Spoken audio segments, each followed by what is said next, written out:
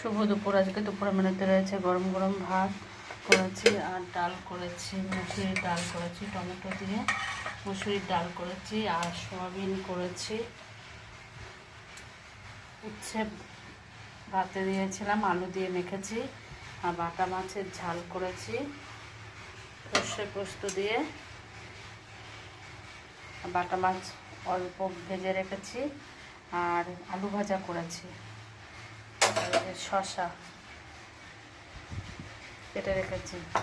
এই হলো আজ দুপুরের মেনু। সবাই ভালো থেকো। খুব গরম পড়েছে, আমাদের এত গরম পড়েছে, বৃষ্টি হলে একটু বাঁচা যেত। তা রান্না তো করতেই হবে, গরম পড়লে কিছু করার নেই। এই পর্যন্তই থাকলো, সবাই ভালো থেকো।